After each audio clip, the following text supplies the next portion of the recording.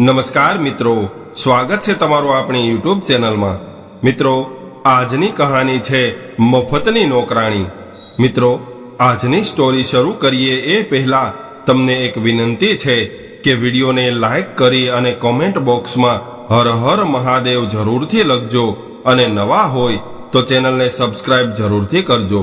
તો ચાલો શરૂ કરીએ આજની કહાની। બપોરના 1 વાગ્યે પોતાના સાસુ સસરાને ભોજન કરાવીને કોમલ રસોડામાં વાસણ મૂકવા ગઈ હતી ત્યારે જ પાછળથી એના સસરાજીનો અવાજ આવ્યો કે વાહ કોમલ દીકરી, આજે તો તે સરસ મજાનું ભોજન બનાવ્યું હતું। આજે તો મારા પેટની સાથે સાથે મારા મનની પણ સંતુષ્ટિ થઈ ગઈ। આટલું સ્વાદિષ્ટ ભોજન ખાધા બાદ એક લાડુ મળી જાય તો મજા આવી જાય। સસરાજીની આવી વાત સાંભળીને કોમલ ગુસ્સો કરીને રસોડામાં ગઈ અને લાડુનો ડબ્બો ઉઠાવીને સસરાજીની સામે જોરથી પછાડીને મૂકી દીધો। ત્યારબાદ એ પોતાના રૂમમાં જઈને બેસી ગઈ અને વિચારવા લાગી કે કોણ જાણે આ લોકો મને શું સમજે છે। હું તો આ લોકો માટે એક નોકરાણી બનીને રહી ગઈ છું। આખરે હું પણ એક માણસ છું। આવું વિચારી રહી હતી ત્યારે જ એને એની સહેલીની બધી જ વાતો યાદ આવવા લાગી। જો કે આજ સવારની જ વાત હતી જ્યારે એની સહેલી વનિતા એને મળવા આવી હતી। વનિતા એના સાસુ સસરાથી અલગ રહે છે અને ત્યાં સુધી કે એના પતિ સાથે પણ ઝઘડો કરીને અત્યારે એના પતિથી પણ અલગ રહેવા લાગી છે અને એક ખૂબ મોટી મલ્ટીનેશનલ કંપનીમાં કામ કરી રહી છે। એના હિસાબથી તો એ ખૂબ સારી જિંદગી જીવી રહી છે। જે સમયે વનિતા કોમલને મળવા આવી હતી ત્યારે 11 વાગ્યા હતા અને કોમલ પોતાના ઘરના બધા જ લોકો માટે રસોડામાં ચા નાસ્તો બનાવી રહી હતી। કોમલ દોડી દોડીને બધાને ખૂબ પ્રેમથી નાસ્તો કરાવી રહી હતી। પોતાની સહેલી સાથે થોડીવાર સમય વિતાવવા માટે એણે જલ્દીથી રસોઈનું બધું જ કામ કરી નાખ્યું હતું અને ત્યારબાદ ચા નાસ્તો લઈને પોતાની સહેલી વનિતા પાસે આવીને બેસી ગઈ અને પૂછવા લાગી કે વનિતા, તારી નોકરી કેવી ચાલી રહી છે? બધું બરાબર તો છે ને?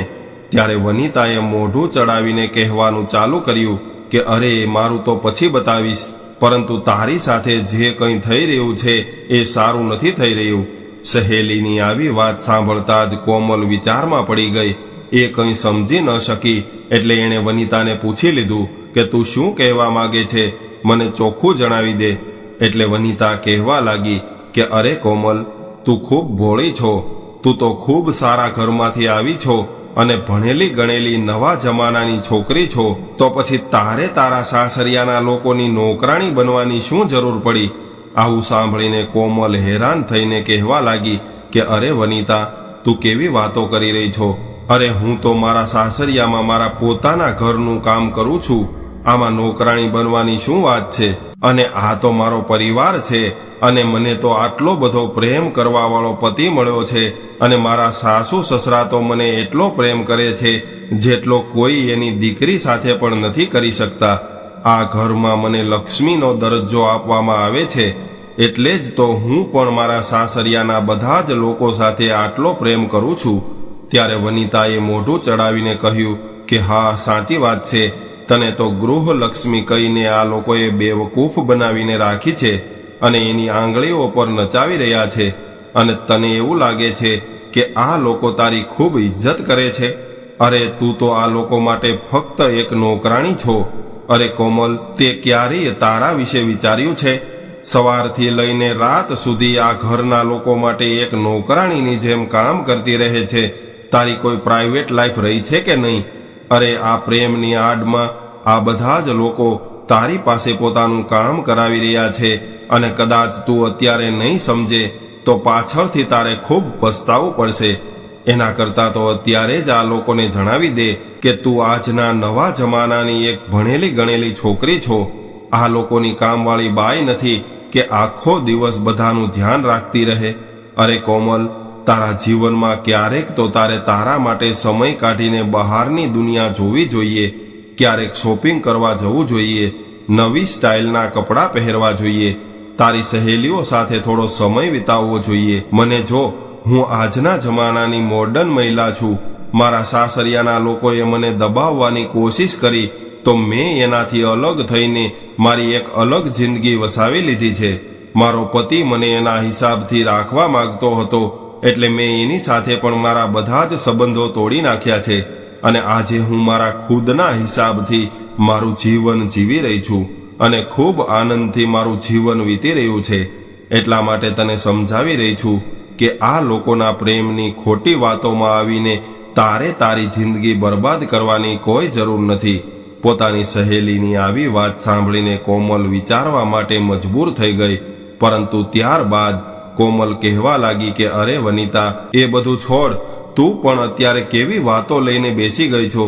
આટલા દિવસો પછી આપણે મળ્યા છીએ તો થોડી હસી મજાકની વાતો કરીએ. એ સમયે તો કોમલે વનિતાની વાતોને નજરઅંદાજ કરી દીધી, પરંતુ વનિતાના એક એક શબ્દ એના મગજમાં બેસી ગયા હતા. વનિતાની વાતો સાંભળ્યા બાદ કોમલને એવું લાગવા લાગ્યું હતું કે મારા સાસરિયાના લોકો ફક્ત મારો ઉપયોગ કરી રહ્યા છે, પરંતુ એ લોકોની નજરમાં તો મારી ઇજ્જત ફક્ત એક કામવાળી બાઈ જેટલી જ છે. થોડી વારમાં જ એની સહેલી કહેવા લાગી કે સારું કોમલ, હવે હું જાઉં છું, કેમ કે હું બ્યુટી પાર્લરમાં નથી ગઈ અને 1 અઠવાડિયું થઈ ગયું છે, કેમ કે હું મારા શરીરનું ખૂબ ધ્યાન રાખું છું.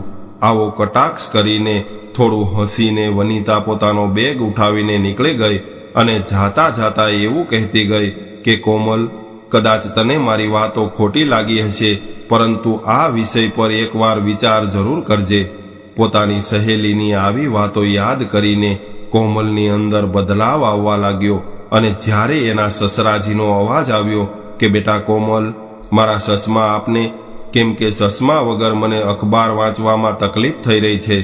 આટલું સાંભળતા જ કોમલ ગુસ્સો કરીને એના સસરાજીને કહેવા લાગી કે નહીં પિતાજી, અત્યારે મારી પાસે બિલકુલ સમય નથી અને કદાચ સસમા વગર તમને અખબાર વાંચવામાં તકલીફ થતી હોય તો થોડીવાર અખબાર બાજુમાં મૂકી દો. પોતાની વહુ કોમલ પાસેથી આવા જવાબની તો એના સસરાજીએ ક્યારેય કલ્પના પણ નહોતી કરી, કેમ કે કોમલ તો હંમેશા હસી ખુશીથી એના બધા જ કામ કરતી હતી. કોમલના આવા વ્યવહારથી એના સાસુમાં પણ ચોંકી ગયા, પરંતુ કોઈએ એને કંઈ કહ્યું નહીં અને થોડીવાર બાદ એના સાસુમાં એની પાસે આવ્યા અને ખૂબ પ્રેમથી એને પૂછવા લાગ્યા કે કોમલ, બેટા આજે તું પરેશાન લાગી રહી છો, શું થયું છે? તારી તબિયત તો બરાબર છે ને? પરંતુ કોમલને તો એના સાસુમાના આવા શબ્દોમાં પણ એની ચતુરાઈ દેખાઈ રહી હતી. એટલે કોમલ ગુસ્સો કરીને કહેવા લાગી કે નહીં, મને વળી શું થવાનું છે? હું શા માટે પરેશાન થાઉં? હું તો અહીંયા તમારા બધાની પરેશાનીઓ દૂર કરવા માટે બેઠી છું. તમે જાઓ અહીંથી, તમારા રૂમમાં આરામ કરો. તમારા લોકોની કામવાળી બાઈ તો અહીંયા ઊભી છે. કોમલનો ગુસ્સો જોઈને એના સાસુમાએ વધારે વાત કરવાનું ઉચિત ન સમજ્યું અને ચૂપચાપ ત્યાંથી નીકળી ગયા. હવે રાતના સમયે કોમલે કોઈ નવી સબ્જી ના બનાવી અને બપોરનું વધેલું શાક સાંજે જમવા પીરસી દીધું. બપોરનું વધેલું શાક જોઈને એનો પતિ અમિત કહેવા લાગ્યો કે અરે કોમલ, ફરીથી બપોરનું શાક જ અત્યારે આપી દીધું, અત્યારે કંઈ નવું નથી બનાવ્યું? ત્યારે કોમલ ગુસ્સો કરીને કહેવા લાગી કે મારાથી રોજ અલગ અલગ સબ્જી નથી બની શકતી અને તમારે આ સબ્જી ખાવી હોય તો ખાવ, નહીતર રહેવા દ્યો. પરંતુ હવે હું દરેક સમયે અલગ અલગ સબ્જી નહીં બનાવું. આટલું કહીને કોમલ એના રૂમમાં જઈને સૂઈ ગઈ. કોમલનો આવો જવાબ સાંભળીને અમિત પણ ચોંકી ગયો. આટલું બધું થવા છતાં પણ કોમલને કોઈએ કાંઈ પણ ન કહ્યું. બધા જ લોકો ચૂપચાપ ભોજન કરીને પોતપોતાના રૂમમાં જતા રહ્યા. હવે કોમલ પોતાના રૂમમાં બેડ પર સૂઈને વિચાર કરવા લાગી કે વનિતા સાચું કહેતી હતી, આ લોકોએ તો મને નોકરાણી બનાવીને રાખી દીધી છે. હવે કાલે સવારે હું જલ્દી ઉઠીને આ લોકો માટે કંઈ નહીં બનાવું. જેને જે ખાવું હશે એ મારી સાસુમા પાસે બનાવડાવી લેશે. આવું થશે એટલે 2 દિવસમાં જ આ લોકોની અક્કલ ઠેકાણે આવી જશે. બીજા દિવસે સવારે કોમલની ઊંઘ તો ઉડી ગઈ, પરંતુ જાણી જોઈને એ પોતાના રૂમમાંથી બહાર ન આવી. ત્યારે એના સાસુમા રૂમના દરવાજે આવ્યા અને કહેવા લાગ્યા કે કોમલ, બેટા આજે તારી નણંદ આપણા ઘરે આવી રહી છે, એટલે આજે જમવાનું કંઈક સ્પેશિયલ બનાવજે. હું તો કહું છું કે કાજુ મસાલાની સબ્જી બનાવીશ તો ખૂબ સારું રહેશે. એટલે તું જલ્દીથી ઉઠીને તૈયાર થઈને નીચે આવી જા હું ત્યાં સુધીમાં ખીર બનાવવા માટે રાખું છું. આટલું સાંભળવાની જ વાર હતી ત્યાં તો કોમલ ગુસ્સો કરીને ઉઠી ગઈ અને કહેવા લાગી કે બસ, હું તો તમારા લોકોની મફતની કામવાળી બાઈ બનીને રહી ગઈ છું. મારે તો આખો દિવસ તમારા બધા માટે કામ કરતું રહેવું પડે છે. આખો દિવસ કામ કરવાનું અને તમારા બધા માટે ભોજન બનાવવાનું, ઉપરથી મહેમાનોની આગતા સ્વાગતા કરવાની. બસ બહુ થઈ ગયું. હવે તમે લોકો મારાથી વધારે ઉમ્મીદ નહીં રાખતા. આ બધું મારાથી નહીં થઈ શકે. ત્યારબાદ કોમલ ગુસ્સો કરીને બાથરૂમ તરફ જવા લાગી. ત્યારે જ અચાનક એનો પગ લપસી ગયો એટલે એ નીચે પડી ગઈ અને દરવાજા સાથે જોરથી એનું માથું ભટકાયું. એક બાજુ એના પગમાં ભયંકર દુખાવો થવા લાગ્યો. દરવાજામાં માથું ભટકાવાથી માથામાંથી લોહી નીકળવા લાગ્યું. આ જોઈને એના સાસુમાં ગભરાઈ ગયા એટલે એ દોડીને એની પાસે આવ્યા અને તરત જ એને સહારો આપીને જેમ તેમ કરીને બેડ સુધી લઈ આવ્યા. ત્યારબાદ દુપટ્ટાથી કોમલના માથામાંથી વહી રહેલા લોહીને રોકવાની કોશિશ કરવા લાગ્યા. સવારનો સમય હતો એટલે અમિત પણ ઘરે હતો એટલે સાસુમાએ અવાજ લગાવીને અમિતને બોલાવ્યો.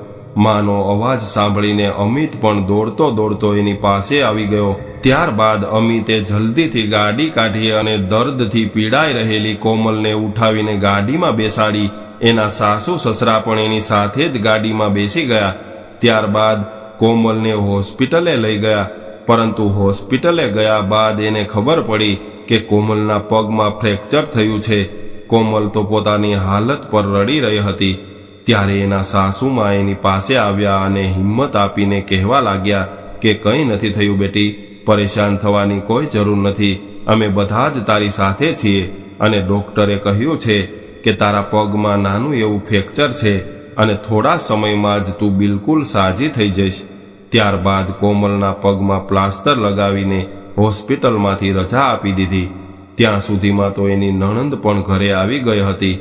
પરંતુ આ લોકો ઘરે પહોંચે એના પહેલાં જ એની નણંદે એના રૂમની સાથે સાથે આખા ઘરને સારી રીતે સાફ સફાઈ કરી અને વ્યવસ્થિત કરી દીધું હતું, જેનાથી એની ભાભીને કોઈ તકલીફ ન પડે. જ્યારે કોમલ ઘરે પહોંચી ત્યારે એ વ્હીલચેર પર હતી એટલે અમિત અને એની માએ સહારો દઈને કોમલને પોતાના બેડ પર સુવડાવી દીધી. પરંતુ ઘરે પહોંચીને કોમલે જોયું કે એની નણંદે આખા ઘરને વ્યવસ્થિત કરેલું હતું અને એક બાજુ એની સાસુમાં એની સેવા ચાકરી કરી રહ્યા હતા અને એનું ખૂબ જ ધ્યાન રાખી રહ્યા હતા, તો બીજી બાજુ એના સસરા એને ખાવા માટે ફળ તોડવા લાગ્યા. ત્યારે જ ભાભીના હાલચાલ પૂછીને નણંદ એની માને કહેવા લાગી કે માં, તમે બસ ભાભીનું ધ્યાન રાખજો. એને કોઈ પણ પ્રકારની પરેશાની ન થવી જોઈએ અને ઘરના કામોની તમે ચિંતા નહીં કરતા, કેમ કે ઘરનું બધું જ કામ હું કરી નાખીશ. પોતાના પરિવારનો આટલો સ્નેહ અને પ્રેમ જોઈને કોમલ મનમાં ને મનમાં આત્મગ્લાનિ મહેસૂસ કરી રહી હતી. એને પોતાની ભૂલનો અહેસાસ થઈ રહ્યો હતો કે મેં મારી સહેલીની વાતોમાં આવીને મારા પરિવારના લોકો સાથે કેવો દુર્વ્યવહાર કર્યો હતો. આજે ભલે કોમલને શારીરિક પરેશાની થઈ રહી હતી, પરંતુ મનમાં એક સંતુષ્ટિ હતી, કેમ કે એને સમજાઈ ગયું હતું કે મારા ઘરમાં મારું કેટલું મહત્વ છે. હું એક નોકરાણી નથી, પરંતુ આ ઘરમાં અને ઘરના લોકો માટે હું એક ગૃહલક્ષ્મી છું અને મારા પર મારા સાસરિયાના લોકો હુકમ નથી ચલાવતા, પરંતુ પોતાનાપણું બતાવે છે. આ લોકોને મારા પર એટલો વિશ્વાસ છે કે ઘરની બધી જ જવાબદારીઓ મારા હાથમાં સોંપી દીધી છે. આજે કોમલે નક્કી કરી લીધું હતું કે આજ પછી હું કોઈ પણ બહારના લોકોની વાતોમાં આવીને મારા સ્વર્ગ જેવા ઘરને તોડવાનો વિચાર પણ નહીં કરું. આવું બધું વિચારી રહેલી કોમલની નજર એના સસરાજી પર ગઈ, જે એના માટે ખાવાની થાળી લઈને આવી રહ્યા હતા. વૃદ્ધાવસ્થામાં પણ એ પોતાની વહુની સુખ સુવિધાઓનું ખૂબ ધ્યાન રાખી રહ્યા હતા.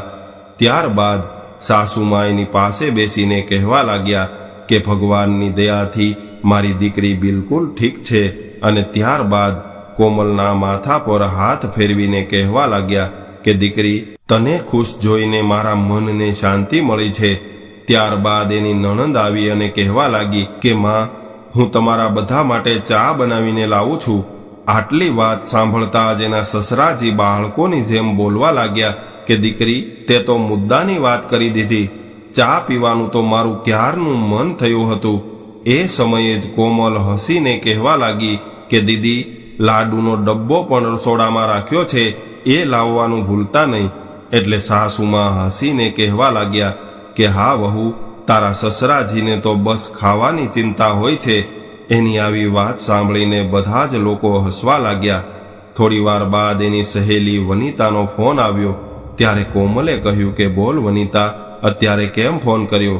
એટલે વનિતા કહેવા લાગી કે અરે કોમલ, શું જણાવું, 2 દિવસથી મને તાવ આવી રહ્યો છે.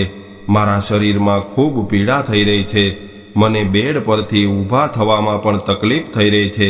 અને મારા ઘરમાં કોઈ એવું વ્યક્તિ નથી જે મારું ધ્યાન રાખી શકે. હવે તું જણાવ કે તારા ઘરમાં કેવું ચાલી રહ્યું છે? તું તારા સાસરિયાના લોકોની અક્કલ ઠેકાણે લાવી શકી કે નહીં? ત્યારે કોમલને ખૂબ ગુસ્સો આવ્યો, પરંતુ એણે ખુદને સંભાળીને કહેવાનું ચાલુ કર્યું કે હું તો બિલકુલ ઠીક છું અને ખૂબ ખુશીથી રહું છું. અને મારે તને એક વાત કહેવી હતી, કેમ કે અત્યારે તબિયત તો મારી પણ ખરાબ છે. મારા પગમાં ફ્રેક્ચર થયું છે, પરંતુ વાત જાણે એમ છે કે મારી સાથે તો મારો આખો પરિવાર છે. હું તારી જેમ એકલી નથી. એટલે મારા સાસરિયાના બધા જ લોકો મારું ખૂબ ધ્યાન રાખી રહ્યા છે. અને હવે તો મેં નક્કી કરી લીધું છે કે તારા જેવી મોર્ડન છોકરીઓની વાતોમાં હવે હું બિલકુલ નહીં આવું. બસ હવે હું ફોન મૂકું છું, કેમ કે મારા નણંદબા મારા માટે ચા લઈને આવી રહ્યા છે. અને હા, તારે કોઈ મદદની જરૂર હોય તો કહેજે, કેમ કે મારા સાસરિયાના લોકો તો એટલા સારા છે કે એ લોકો તારી મદદ કરવા માટે પણ ના નહીં પાડે. આટલું કહીને કોમલે ફોન મૂકી દીધો. આજે એના પરિવારના બધા જ લોકો એક સાથે બેસીને હસી મજાક કરી રહ્યા હતા અને કોમલ મનમાં ને મનમાં પોતાના ભાગ્ય પર ગર્વ મહેસૂસ કરી રહી હતી. મિત્રો, દરેક ઘરમાં નાની મોટી સમસ્યાઓ તો આવતી જ હોય છે, પરંતુ આવી સમસ્યાઓના સમયે બહારના લોકોની વાતોમાં આવીને પોતાના જ પરિવાર સાથે સંબંધ ક્યારેય ન બગાડવો જોઈએ. કેમ કે પરિવાર સાથે રહેવામાં જે આનંદ હોય છે એ આનંદ એકલા રહેવામાં ક્યારેય નથી હોતો. તો મિત્રો, અમે આશા રાખીએ છીએ કે આજની સ્ટોરી તમને ખૂબ પસંદ આવી હશે.